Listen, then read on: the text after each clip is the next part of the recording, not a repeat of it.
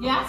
They are worn and dirty, and the windows are dirtier. And the ancient gutters. So worn and cracked. Yet even these four-roomed houses are blessed in their way. Look. Yes. There's nothing cooking. Yes, all right. Over here, shall we? I knew it was ours. Couldn't have known it was ours. Oh, but I did. Wait till you smell it. Lots of sage and onions like ours. All right. Enough now. Belinda, the cloth. Peter, blow on the fire. The potatoes will never be done. So much yet to do. Are these people familiar to you? Should they be? Now, I wonder what has got your precious father then. Don't know. Tiny Tim and Martha weren't as late last Christmas Eve by half an hour. Here's Martha, Mother. Martha. Here's Martha, Mother. Let me take your shawl and bonnet, my dear. Thank you, Mother. Martha, there's such a goose. Is there? Well, bless my heart alive. How late you are. We made a great deal of work to finish up last night. I thought you'd never come. And we all had a clear one this morning. Well, so long as you're here now. Sit, my dear. Warm yourself. I'm fine, Mother. Truly I am. Lord bless you. Come No! It's Mother! Martha, hide! What?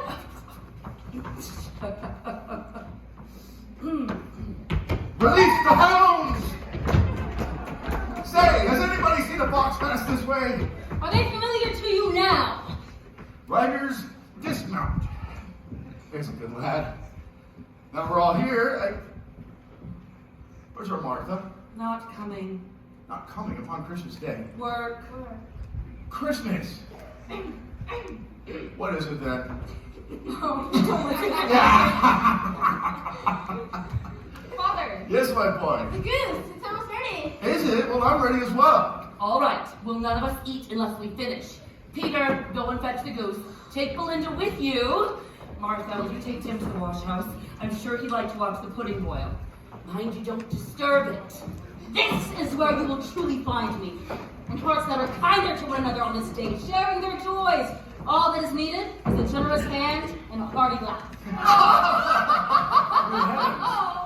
Is it? A generous hand, sir, and a hearty laugh. Well done, Topper. Thank you, Brad. I don't know. It looked like a dumb thing to me. That's right. He was no more blind than he has eyes in his boots. Well, enough of that. I got what I want. Good heavens. Now you sound like my uncle. I got what I want, out with the rest. He didn't really say that, did he? And more.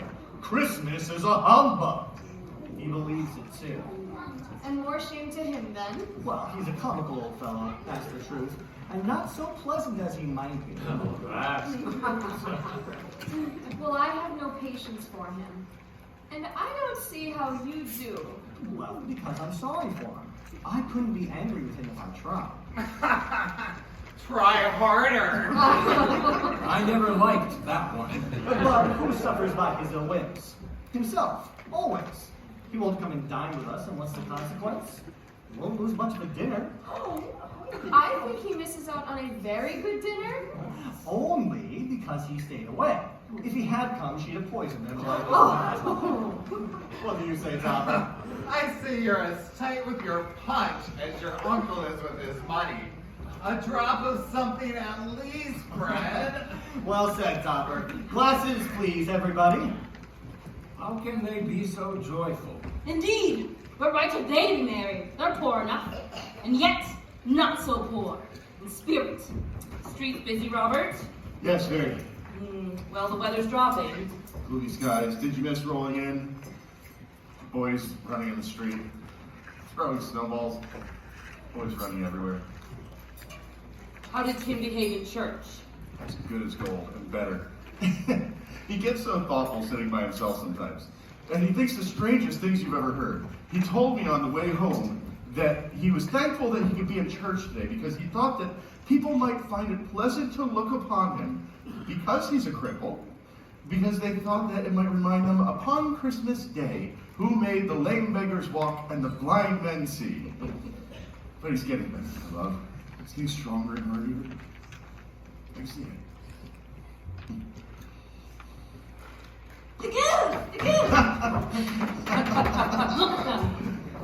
so very simple. There is nothing of high mark in this. They're not a handsome family. They're not well dressed. Their shoes are far from waterproof. That boy there, he may well know the inside of a pawnbroker's. Very likely. And yet, they are happy, grateful, pleased to be together, and contented with the time. Oh.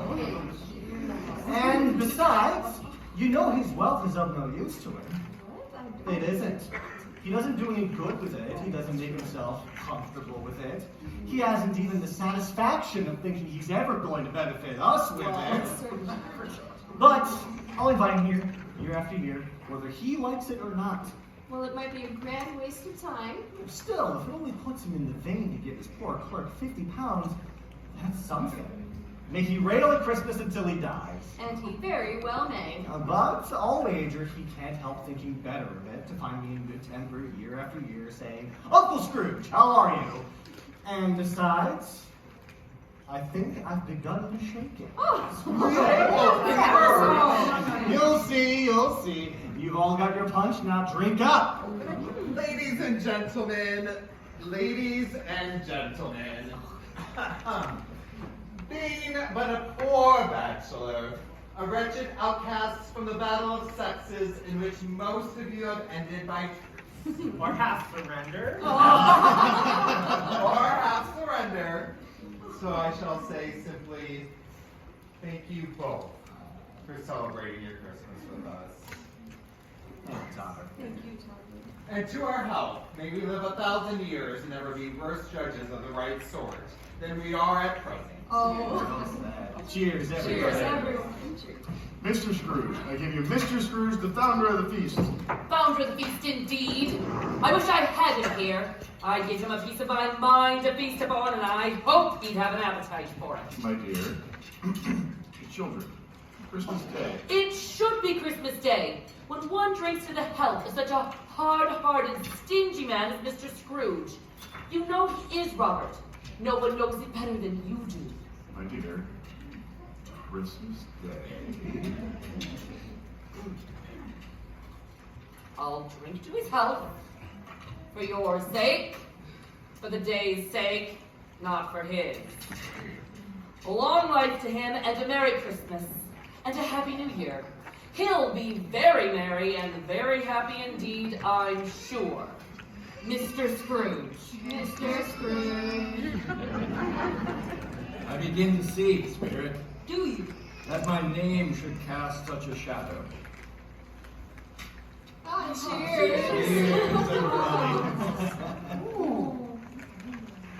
A game. We need a game. Oh, yeah, so what shall it be?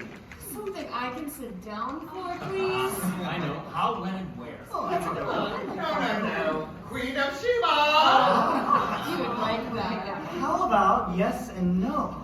Oh, I do like that game. Oh, and I've got a great one. Okay, everybody, I'm thinking of something, and you all have to guess what it is. And I'll only answer yes and no questions. Oh, what color are you? Yes and no. Excuse me. Now then, Are you a vegetable? no, Are you a mineral? not exactly. You must be an animal. Yes, Oh, are you a living animal? more or less. Are you a cute and friendly little one? Not in the slightest. Are you a savage animal then, or? And Or a disagreeable one, perhaps? oh, very. You must growl and grunt a lot. Oh, sometimes. Sometimes. Sometimes. What do you do the rest of the time? Yes and no. Sorry. Do you snap? Oh, Sometimes. a disagreeable animal that snaps. Are you foreign? No. It's English. Do you live in London? Very good. Yeah. Do you live in a menagerie? No. Oh, I'm stumped. Were you ever killed in the marketplace? Oh, not yet. Are you a horse? Oh. Nay. Yeehaw. Oh, a cow? A bull. A dog. A cat? A bear? Oh, I give up if you're none of those. What could you be? We've gone through everything. Oh, I know what it is. I found it out. Fred, I know what it is. Yes. What is it? It's your Uncle Scrooge. No. You cheated. I asked if it was a bear, and you said no. Good old Uncle Scrooge. That's so Oh, Merry Christmas to the old man, whatever he is. He'll never take it from me, but maybe have it nonetheless. He's given us plenty of merriment for the evening, and it would be ungrateful not to drink to his health. It's Uncle Scrooge. May we not stay with them, Spirit? We cannot. 1/2 hour more only, Spirit. 1/2 hour. Let us spend it here. Well, I don't know. 5 and 6 pence a week is not something to laugh at. It's only Fancy Peter, a man of business. Oh, we've all don't even have the job yet. But just to remember, when you've got your 5 and 6 pence and you're making your particular investments, we'll see who's laughing then.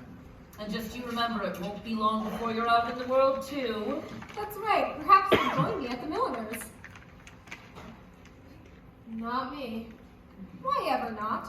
12 hours a day, sewing, cutting, altering, a sliver of mutton at 1:30, and not a gasp of wholesome air all the while. And all that for £6 a week. I shouldn't think you have a choice. For 6 shillings makes a difference. I know. Still, never mind. Tomorrow's a holiday for us, and I mean to lie in for most of it. Here's to that, my dear. The toast, Father. What about the toast? The toast, the toast. Is it time already? Oh, all right. I don't quite know where to begin. When I hear you talk about your hopes, I can't help but think of how Christmas changes as we grow. Time was, when I was young, that Christmas Day was like a magic circle around the whole earth with all your endeavors and hopes and affections all in one place. Seeing everyone and everything by the Christmas fire is all that I wanted. And then, time comes when somebody very dear, very beautiful, invites you to the fire where they sit, and Christmas becomes a time to dream of the things that are to be, all your aspirations, so very real, even if they should come to little or nothing. It's easy in those times to think on the things that never were and think that life is a little better than a dream and little worth the love and strivings that we put into it. And yet, I see here a boy before whom stretches a future brighter than we ever looked upon. I see a girl with curls down her face like a long ago first love, and another who remind me that Christmas is still a magic ring if it binds us together. So therefore, as we grow older, let us be thankful that the ring of Christmas memories expands. Welcome our old aspirations we may yet think impossible. We have not outlived you yet. Welcome new projects and new loves to their place by the hearth. Welcome things that have been. Welcome things that never were. And welcome everything that is to be. All our brightest visions on Christmas Day. For it's the season of immortal hope. It's the birthday of immortal mercy. And we will shut out nothing. So Merry Christmas, my dears. God bless us.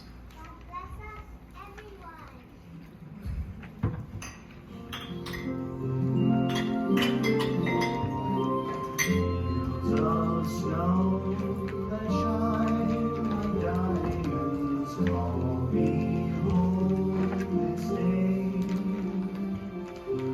Thoughts of smiles and Christmas dinners take my cares away.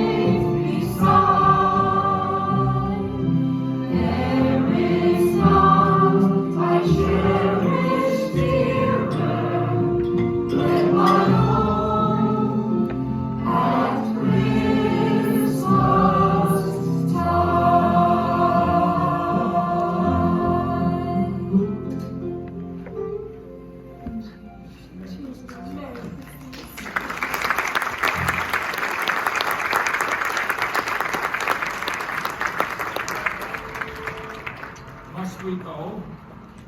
My time upon this globe is short. It ends at midnight tonight. And tell me one thing only, Spirit. Tell me if Tiny Tim will live.